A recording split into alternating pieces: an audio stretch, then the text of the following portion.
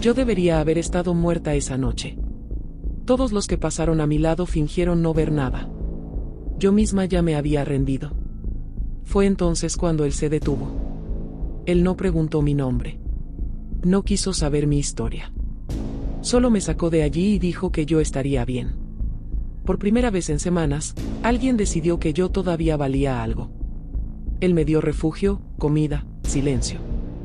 Nunca me pidió nada a cambio. Jamás. Y tal vez por eso confié.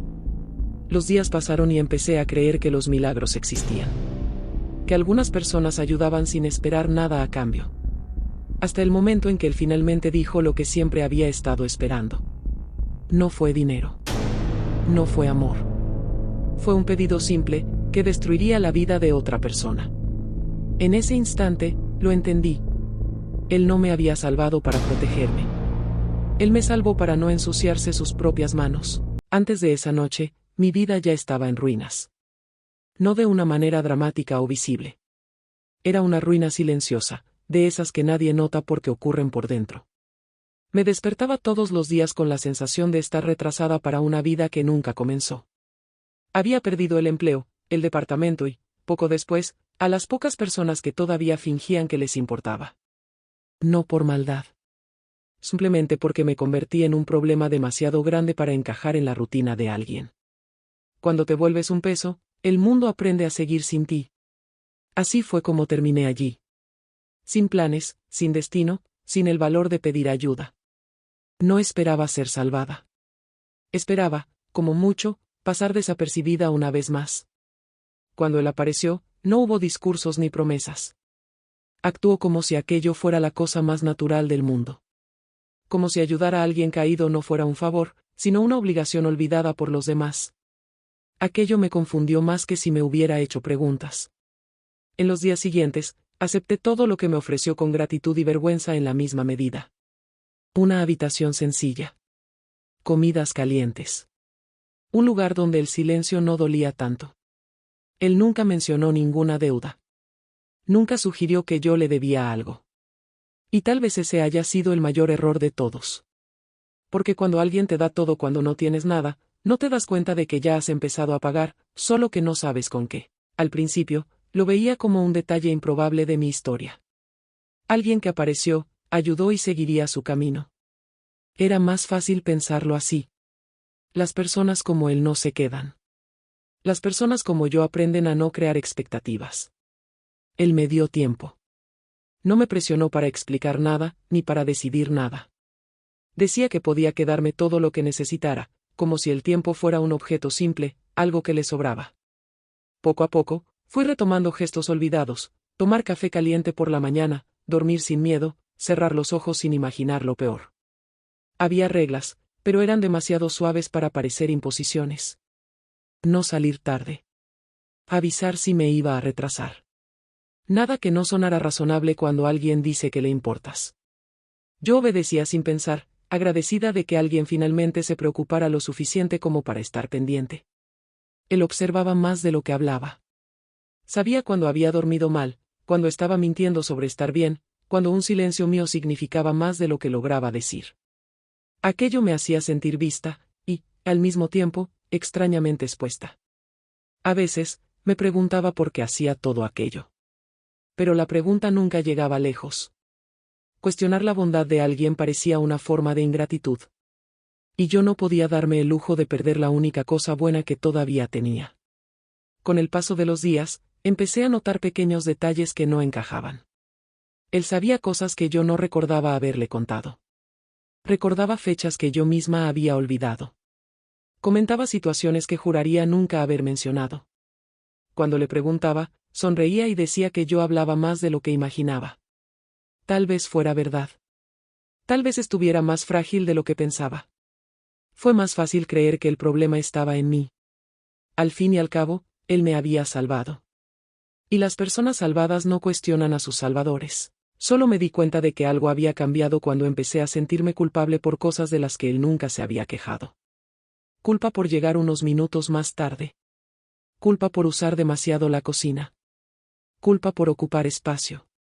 Era como si la gratitud se hubiera transformado en vigilancia, incluso sin que nadie me vigilara de verdad. Él seguía siendo gentil. Siempre tranquilo, siempre razonable. Pero había preguntas nuevas, disfrazadas de preocupación. ¿Con quién había hablado? ¿A dónde iba? ¿Qué pretendía hacer después? Nada sonaba a control. Sonaba a interés. Y me convencí de que ese era el formato normal del cuidado. A veces, él me recordaba el día en que nos conocimos. No como quien revive un trauma, sino como quien cobra una memoria compartida. Si yo no hubiera parado aquella noche, decía, dejando la frase incompleta. Yo la completaba por él, en silencio. Si él no hubiera parado, yo no estaría allí. Yo no estaría viva de esa manera. Empecé a medir mis elecciones por el impacto que tendrían en él. Si él se sentiría decepcionado. Si parecería ingratitud. Si estaba siendo injusta con alguien que había hecho tanto por mí. Esa cuenta invisible me acompañaba todo el tiempo, incluso cuando él no estaba cerca. Lo más extraño era darme cuenta de que ya no sabía dónde terminaba la ayuda y empezaba la obligación.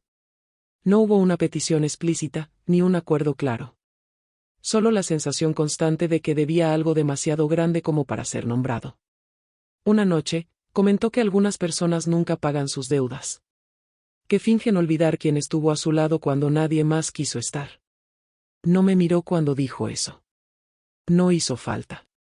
Me reí, nerviosa, y dije que nunca sería así. Él sonrió, satisfecho. Fue allí donde entendí que la deuda ya existía. Y que, aun sin saber el valor, yo ya había aceptado pagar. Porque cuando alguien te salva de tu propia vida, irse empieza a parecer una forma de traición. La petición no vino de repente. Vino del modo en que vienen todas las cosas peligrosas, con calma. En una conversación común, en una noche que parecía igual a todas las demás. Él sirvió la cena, se sentó frente a mí y habló sobre asuntos banales, como si estuviera ganando tiempo para algo que ya había decidido. Entonces dijo que necesitaba mi ayuda. La palabra, ayuda, todavía me engañaba. Era la misma que él había usado aquella primera noche.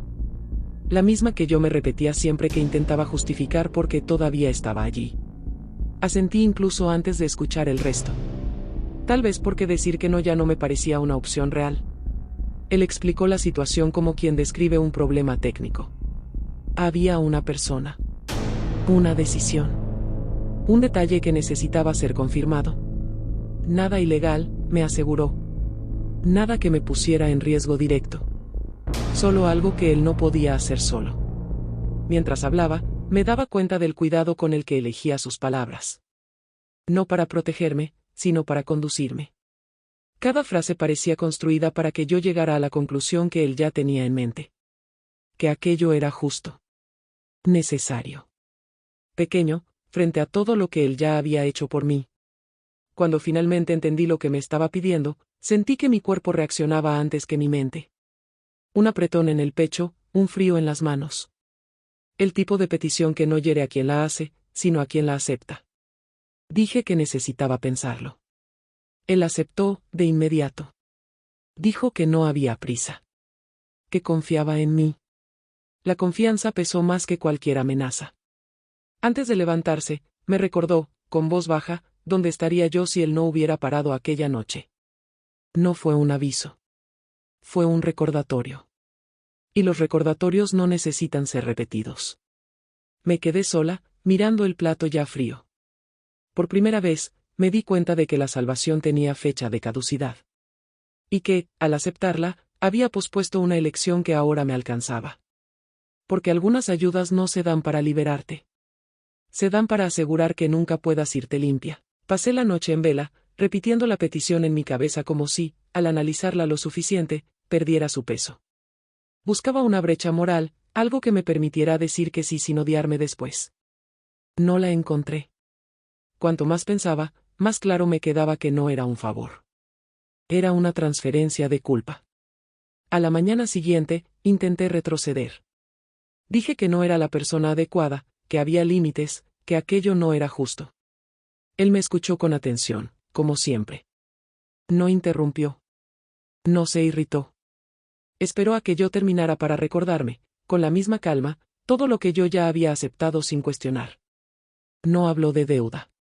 No hizo falta. Hablo de consecuencias.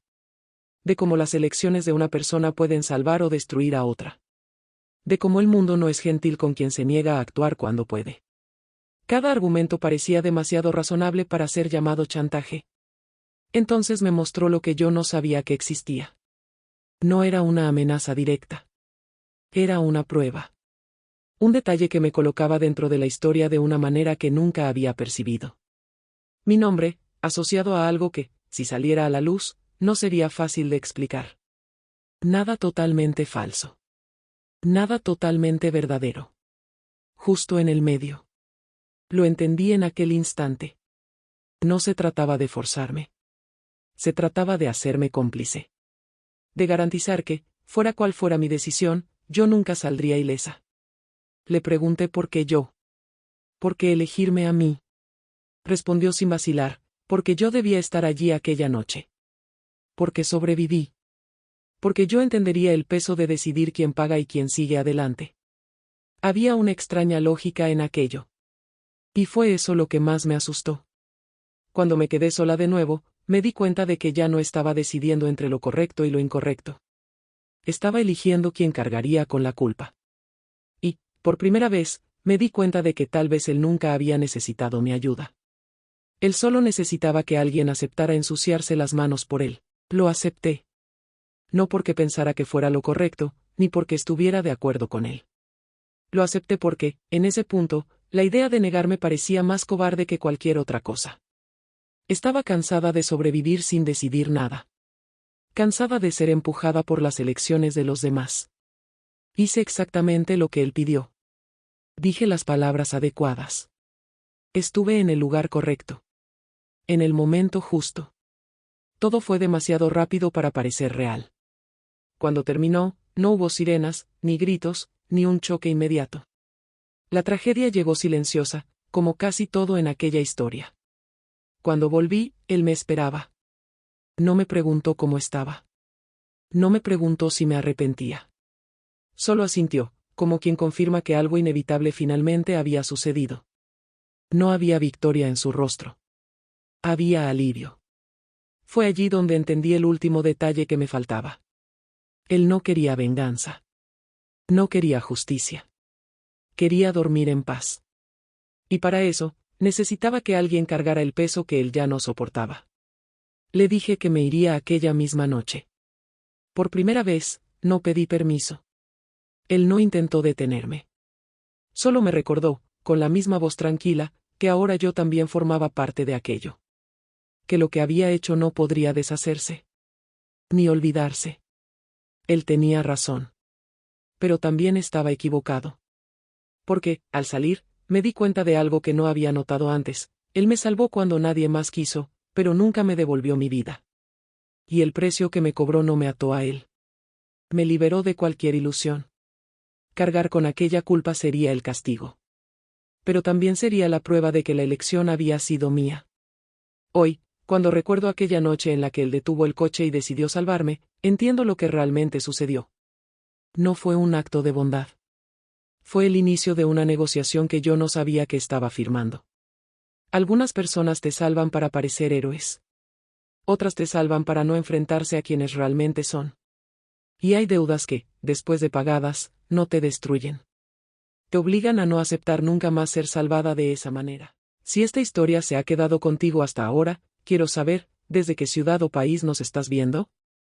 Escríbelo aquí en los comentarios. Y dime una cosa, si estuvieras en su lugar, ¿qué habrías hecho? ¿Habrías aceptado, o te habrías ido, incluso con todo en juego? Si esta historia te conmovió, deja tu like, eso ayuda mucho al canal. Y suscríbete para no perderte las próximas historias que comienzan como una salvación, y terminan como una elección.